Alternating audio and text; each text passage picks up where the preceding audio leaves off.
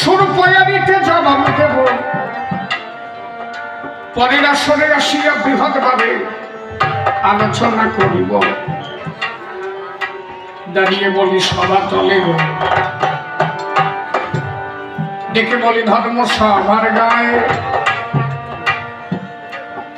গুরুচাঁদ ঠাকুরের কথা শুনিলাম সভায়। হরিচাঁদ ভগবান, গুরুচাঁদ ভগবান, কেন দুইজনকে ভগবান বলে? একটু ব্যাখ্যা করে কইও তুমি ধর্মসভা তলে। ওরা কান্দি খুলেছে দেখি ভগবানের বাগান। কেন এদের বলে ভগবান তুমি করো হে বন্দন? চিন্তা করেন না বিনরে গো, ধর্ম সভার গায়। হরিচাঁদকে ভগবান বলে কেন কহিবা ভাষায়? বিরামে চলো, তুমিও তো লয় বাড়াই যাচ্ছ। হরিচাঁদ ঠাকুরকে কেন ভগবান? আমি অনেক বৈষ্ণবের সাথে আলোচনা করে দেখেছি। তাদের প্রথম কথা, শাস্ত্রে কোন জায়গা কি মীমাংসা আছে হরিচাঁদ ভগবান? এইটা হচ্ছে তাদের কথা।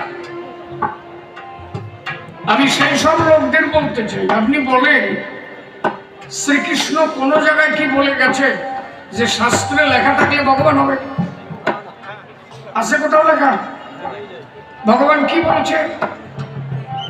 যদা যদা হি ধর্মস্য গ্লানি ভারতি ভারত,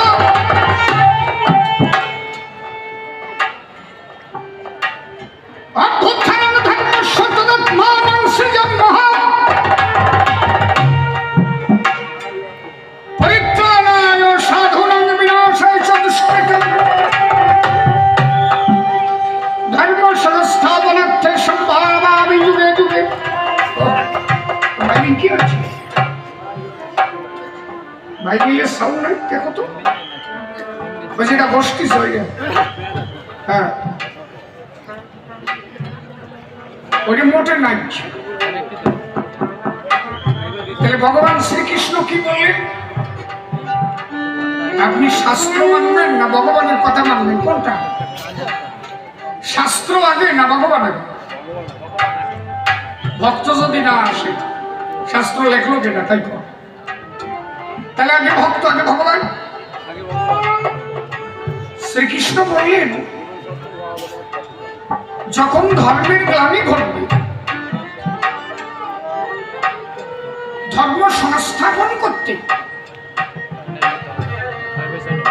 সাধুদের পরিত্রাণ করতে ভগবান তখন ছুটে আসবে।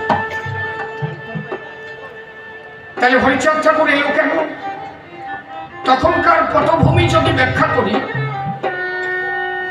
তাহলে আমি বুঝতে পারি হরিচাঁদ ঠাকুর আসার মূল কারণটা কি। ব্রাহ্মণ্যবাদ এমন ভাবে এই অনুন্নত সম্প্রদায়ের উপরে চেপে বসল